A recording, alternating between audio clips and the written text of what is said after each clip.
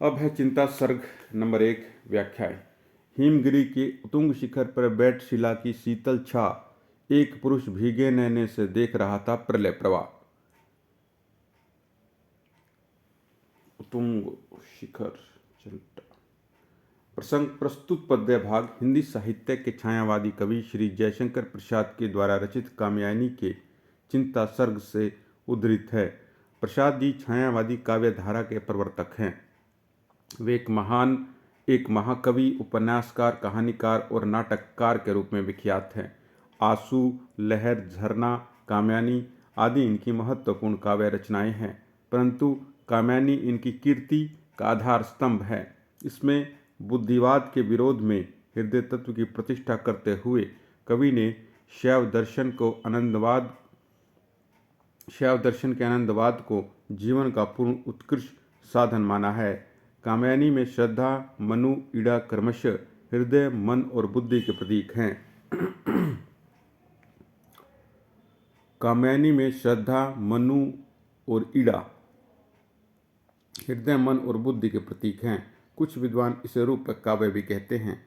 चिंता सर्ग में कवि ने मनु के मन की चिंता का मनोवैज्ञानिक विश्लेषण किया है। जल प्लावन के पश्चात मनु महाराज नौका द्वारा हिमालय के शिखर पर पहुंच जाते हैं। पुण्य कवि पूर्व दीप्ति शैली के द्वारा जल प्लावन से उत्पन्न विनाश तथा मनु के मन का वर्णन करता है। इसी संदर्भ में कवि कहता है, हिमालय पर्वत की एक चोटी पर एक व्यक्ति पर्वतीय चट्टान की शीतल छाया का आश्रय लिए हुए बैठा है। उसकी आंखें आंसुओं से पूरित हैं और वह प्रलयकालीन जल प्रवाह को देख रहा है। तात्पर्य यह है कि यह व्यक्ति मनु महाराज है और उसने अपनी आंखों से सभी को, पूर्वजों को तथा साथियों को प्रलयकालीन जल प्रवाह में काल कलवित होते देखा है। उसका मन व्यथा से भरा है तथा उसकी आंखों में आंसू उमड़ रहे हैं। इसीलिए कवि ने भीगे नैनो शब्दों का प्रयोग किया है। वह चिंतित होकर जल प्रवाह को देख रहा है। विशेष यहाँ कवि ने उस प्रलयकालीन जल प्लावन की ओर संकेत किया है जिसका वर्णन पौराणिक आख्यानों में हुआ है। प्रलय सृष्टि की अंतिम स्थिति मानी जाती है। संसार के पूर्ण अंत के समय प्रलय होती है और शेष पानी रह जाता है। मुस्लिम धर्म में इसे कयामत कहा जाता है। कवि ने जिस हिमालय शिखर का उल्लेख किया है उसे ब्राह्मण ग्रंथों में मनोरव समर्पण कहा गया है। मनोरम समर्पणम। एक पुरुष शब्द का प्रयोग व्यवस्थ मनु के लिए किया गया है। मनु ही मनवंतर के प्रमुख शासक थे। भीगे नैनों से पता चलता है कि उस प्रलय के कारण मनु असंख्य सगे संबंधी जल प्लावन में नष्ट हो चुके थे। सहज, सरल, प्रभावमयी भाषा का बोधगम्य प्रयोग हुआ है। शब्द चयन सर्वथा उचित एवं भावा व्यंजना में सहायक है। वस्तु निर्देशात्मक मंगलाचरण का सुंदर प्रयोग है। अब आगे बढ़ते हैं।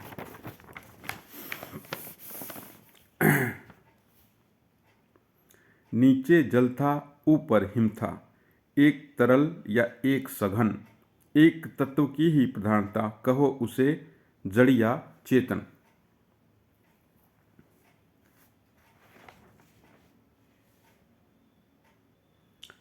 प्रस्तुत पद्य भाग हिंदी साहित्य के छायावादी कवि श्री जयशंकर प्रसाद के द्वारा रचित कामयानी चिंता सर्ग से उद्धृत है। प्रसाद जी छायावादी काव्य धारा के प्रवर्तक हैं। वे एक महाकवि, उपन्यासकार, कहानीकार तथा नाटककार के रूप में विख्यात हैं। आंसू, लहर, झरना, कामयानी आदि इनके महत्वपूर्ण काव्य रचनाएं हैं, परंतु कामयानी इनकी कीर्ति का आधार स्तंभ है। इसमें बुद्धिवाद के विरोध में हृदय तत्व की प्रतिष्ठा करते हुए कवि ने शैव दर्शन के आनंदवाद को जीवन के पूर्ण उत्कृष्ट का साधन माना है। कामयानी में श्रद्धा, मनु, ईड़ा क्रमशः हृदय, मन तथा बुद्धि के प्रतीक हैं। कुछ विद्वान इसे रूपक काव्य भी कहते हैं। चिंता सर्ग में कवि ने मनु के मन की चिंता का मनोवैज्ञानिक विश्लेषण किया है। जल प्लावन के पश्चात मनु महाराज नौका द्वारा हिमालय के शिखर पर पहुंच जाते हैं। पुनः कवि पूर्व दीप्ति शैली के द्वारा जल प्लावन से उत्पन्न विनाश तथा मनु के मन का वर्णन करता है। इसी संदर्भ में कवि कहता है, कवि कहता है कि जल प्लावन के पश्चात मनु नौका द्वारा हिमालय के शिखर पर पहुंच जाते हैं। पुनः कवि पूर्ववर्ती शैली के द्वारा जल प्लावन से उत्पन्न विनाश तथा मनु के मन का वर्णन करता है और इसी संदर्भ में कवि कहता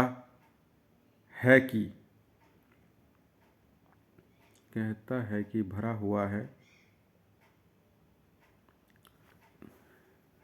इसी संदर्भ में कवि कहता है कि जिस पर्वतीय चोटी पर व्यक्ति अर्थात मनु बैठा है उसके निचले भूभाग पे जल ही जल भरा हुआ है। फिर से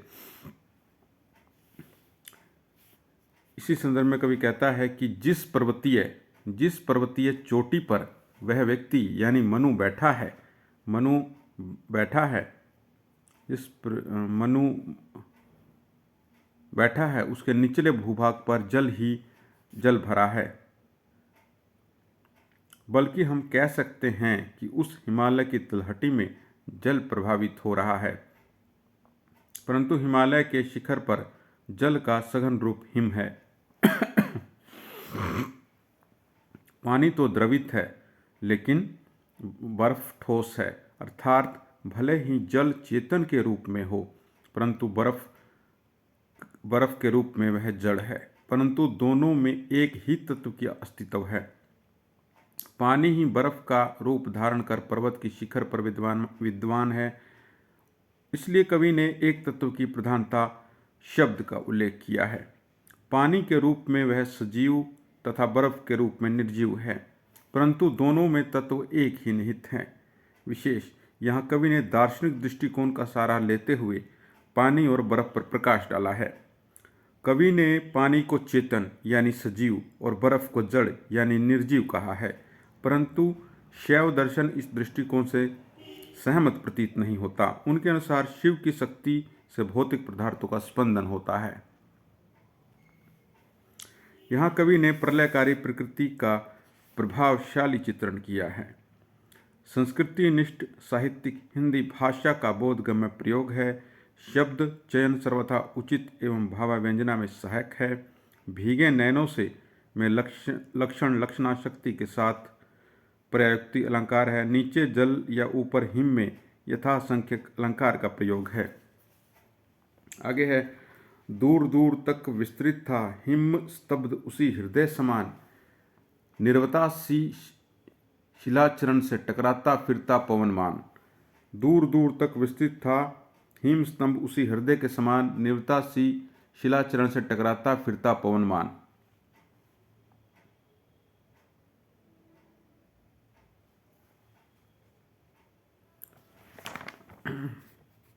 प्रस्तुत पद्य भाग हिंदी साहित्य के छायावादी कवि श्री जयशंकर प्रसाद के द्वारा रचित कामैनी की चिंता सर्ग से उद्धृत है। प्रसाद जी छायावादी काव्यधारा के प्रवर्तक हैं। वे एक महान कवि, उपन्यासकार, कहानीकार तथा नाटककार के रूप में विख्यात हैं। आंसू, लहर, झरना, कामैनी आदि इनकी महत्वपूर्ण काव्य रचनाएं हैं, परंतु कामैनी इनकी कीर्ति का आधार स्तंभ है। इसमें बुद्धिवाद के विरोध में हृदय तत्व की प्रतिष्ठा करते हुए कवि ने शैव दर्शन के आनंदवाद को ही जीवन के पूर्ण उत्कृष्ट का साधन माना है। कामैनी के श्रद्धा, मनु, ईड़ा क्रमशः हृदय, मन तथा बुद्धि के प्रतीक हैं। कुछ विद्वान इसे रूपक काव्य भी कहते हैं। चिंता सर्ग में कवि ने मनु के मन की चिंता का मनोवैज्ञानिक विश्लेषण किया है। जल प्लावन के पश्चात मनु महाराज हिमालय शिखर पर बैठे जल प्रवाह को देख रहे थे। इसी स्थिति का वर्णन करते हुए कवि कहता है, जिस पर्वतीय शिखर पर मनु महाराज विद्यमान है उस क्षेत्र में दूर दूर तक बर्फ ही बर्फ फैली है। बर्फ से ढकी हुई यह प्रकृति क्षेत्र पूर्णतया निर्जन तथा शांत है। कवि इस प्राकृतिक वातावरण की तुलना जो है मनु के साथ करता है। वह कहता है कि उस अखिल प्रदेश में ऐसी चुप्पी तथा शांति छाई हुई है जैसे मन के हृदय में सूनापन तथा शांति है। सृष्टि प्रलय के विनाश को देखकर मनु का हृदय भी स्तब्ध तथा मौन हो चुका है। अन्य शब्दों में हम कह सकते हैं कि जिस प्रकार मनु का हृदय शांत तथा मौन था, उसी प्रकार से हिमालय के उच्च क्षेत्र में भी पूर्ण चुप्पी छाई हुई थी, लेकिन उस पर्वतीय तलहटी नीचे भूभाग में वायु बार बार आकर टकरा रही थी, जिसके फलस्वरूप साई साई शब्द उत्पन्न हो रहा था। कवि ने पर्वत के शिलाचरण अर्थात उसके निचले भाग को नीरव एवं शांत बताया, परंतु वायु बार बार उसे टकराकर उसकी शांति को भंग कर रही थी। विशेष यहाँ कवि ने वैज्ञानिकता का आश्रय लेकर यह सिद्ध करने का प्रयास किया है कि हिमालय के ऊंचे शिखरों पर वायु का अभाव रहता है, इसलिए वहाँ चुप्पी छाई रहती है, लेकिन पर्वत के निचले भाग में वायु का दबाव घटता बढ़ता रहता है, जिसके कारण वहाँ थोड़ा शोर सुनाई देता है। यहाँ कवि ने यह भी स्पष्ट किया है कि मनु एक चट्टान की शीतल छाया में बैठे हैं, यहाँ उन्हें सांस लेने में कठिनाई नहीं आ रही थी। समूचे पद्य भाग में प्रकृति का सुंदर मानवीकरण हुआ है। संपूर्ण पद्य भाग में पुनरुक्ति, प्रकाश, उपमा, प्रतीप, मानवीकरण, अलंकारों का सुंदर प्रयोग है। संस्कृति निष्ठ प्रनिष्ठ हिंदी भाषा का बोधगम्य प्रयोग है। शब्द चयन सर्वथा उचित एवं भाव व्यंजना में सहायक है। अब है चिंता सर्ग का नंबर 4। तरुण तपस्वी सावो बैठा, साधन करता शुर शमशान, नीचे प्रलय सिंधु नहरों का, होता वा सकरुण अवसान। प्रस्तुत पद्य भाग हिंदी साहित्य के छायावादी कवि श्री जयशंकर शंकर प्रसाद के द्वारा रचित कामयानी के चिंता सर्ग से उद्धृत है। प्रसाद जी छायावादी काव्य धारा के प्रवर्तक हैं। वे एक महाकवि, उपन्यासकार, कहानीकार तथा नाटककार के रूप में विख्यात हैं। आंसू, लहर, झरना, कामयानी आदि इनकी महत्वपूर्ण काव्य रचनाएं हैं, परंतु कामयानी इनकी कीर्ति का आधार स्तंभ है। इसमें बुद्धिवाद के विरोध में हृदय तत्व की प्रतिष्ठा करते हुए कवि ने शैव दर्शन के आनंदवाद को जीवन के पूर्ण उत्कृष्ट का साधन माना है। कामयानी में श्रद्धा, मनु, ईड़ा क्रमशः बुद्धि, क्रमशः हृदय, मन तथा बुद्धि के प्रतीक हैं। कामयानी में श्रद्धा, मनु, ईड़ा क्रमशः हृदय, मन तथा बुद्धि के प्रतीक हैं। कुछ विद्वान इसे रूपक काव्य भी कहते हैं। चिंता सर्ग में कवि ने मनु के मन की चिंता का मनोवैज्ञानिक विश्लेषण किया है। जल प्लावन के पश्चात मनु महाराज नौका के द्वारा हिमालय के शिखर पर पहुंच जाते हैं। पुनः कवि पूर्व दीप्ति शैली द्वारा जल प्लावन से उत्पन्न विनाश तथा मनु के मन का वर्णन करता हुआ कहता है। जल प्लावन के कारण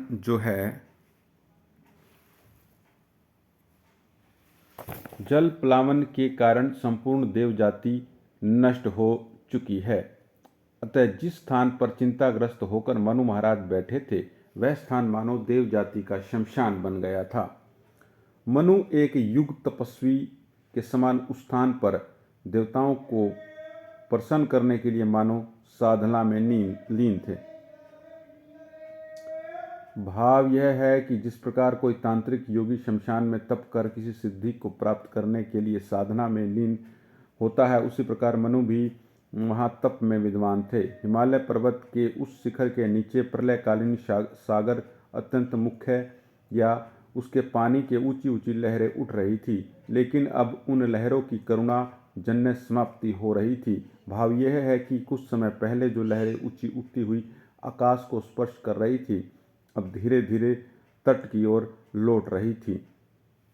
विशेष यहाँ कवि ने तरुण तपस्वी शब्दों का सामीप्राय प्रयोग किया है। इससे कवि यह स्पष्ट करना चाहते हैं कि जिस प्रकार कोई अप्रोढ़ तपस्वी माया तथा मुक्ति के बीच भटकता है और मुक्त नहीं हो पाता, उसी प्रकार मनु का मन विलास, वैभव और वैराग्य के मध्य दुविधाग्रस्त होकर झूल रहा था। यहाँ कवि ने प्रलयकालीन लहरों के उद्याग वेग की ओर भी संकेत किया है। इन्हीं लहरों ने क्रूरता पूर्वक सृष्टि का विनाश किया, लेकिन धीरे धीरे इनका अंत हो रहा था और अब ये सागर की ओर लौटने लगी थी। संपूर्ण पद्य में अनुप्रास, पूर्णोपमा, हेतु, उत्प्रेक्षा, परिलंकार, मानवीकरण अलंकारों का प्रयोग है। संस्कृति निष्ठ साहित्यिक हिंदी भाषा का बोधगम्य प्रयोग है। शब्द चयन सर्वथा उचित एवं भाव व्यंजना में सहायक है। अब है 5 नंबर। उसी तपस्वी से लंबे थे देवदारू दो चार खड़े, हुए हिम धवल जैसे पत्थर मन कर ठिठुरे रहे अड़े। ठिठुरे रहे अड़े।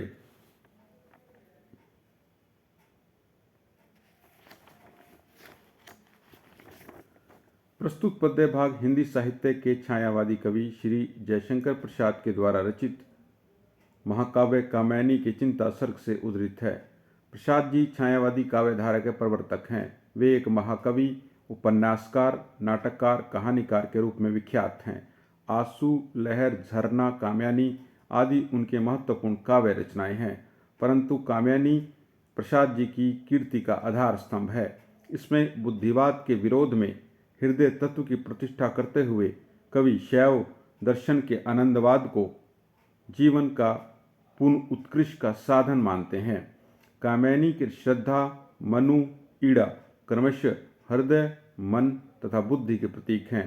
कामयानी के श्रद्धा, मनु, ईड़ा क्रमशः हृदय, मन और बुद्धि के प्रतीक हैं। कुछ विद्वान इसे रूपक काव्य भी कहते हैं। चिंता सर्ग में कवि ने मनु के मन की चिंता का मनोवैज्ञानिक विश्लेषण किया है। जल प्लावन के पश्चात मनु महाराज नौका द्वारा हिमालय के शिखर पर पहुंच जाते हैं। पुनः कवि पूर्व दीप्ति शैली के द्वारा जल प्लावन से उत्पन्न विनाश तथा मनु के मन का वर्णन करता है। कवि यहाँ कहता है कि उस हिमालय के शिखर पर मनु युवा तपस्वी के समान ध्यान मग्न होकर विराजमान थे। उसी स्थान पर अथवा आसपास देवदारू के वृक्ष भी थे जो मनु के शरीर के समान ऊंचे तथा लंबे थे। तात्पर्य है कि मनु का शरीर काफी लंबा था। ये वृक्ष देवदारू बर्फ से ढके हुए थे। फलस्वरूप वे सिकड़े हुए और पत्थर के समान सिमटे हुए ठिठुरे खड़े थे। तात्पर्य है कि बर्फ से ढके होने के कारण देवदारू के पेड़ सफेद हो चुके थे, साथ ही वे सर्दी के कारण सिकड़े हुए विद्यमान थे। इसलिए कवि ने उनके लिए पत्थर शब्द का प्रयोग किया है। बर्फ के कारण उन वृक्षों तथा पत्थरों में कोई अंतर नहीं रह गया था। यहाँ कवि ने देवदारू के वृक्षों के साथ मनु के शरीर की तुलना करके उनके सुदृढ़ पुष्ट और लंबे शरीर की ओर संकेत किया है। हिमालय की चोटी पर 2-4 देवदारू के वृक्षों का होना इस बात को सिद्ध करता है कि प्रलयकाली जल प्लावन ने प्राकृतिक संपदा को भी नष्ट कर दिया। जिस प्रकार मानव जाति में केवल मनु रह गए, उसी प्रकार प्रकृति में केवल 2-4 वृक्ष ही रह गए। समुच्चय पद्य भाग में उपमा तपस्वी से लेने पत्थर बने ठिठुरे अड़े तथा प्रदीप सुंदर अलंकारों का प्रयोग है। शब्द चयन सर्वथा उचित एवं भाव व्यंजना में सहायक है। संस्कृति निष्ठ साहित्यिक हिंदी भाषा का बोधगम्य प्रयोग है। यहाँ कवि ने उस स्थल का वर्णन किया है जहाँ पर मनु महाराज बैठे थे। कवि ने मनु के स्थान के चारों ओर प्रकृति का हल्का संकेत दिया है तथा साथ ही मनु के शरीर का भी परिचय दिया है। हाँ,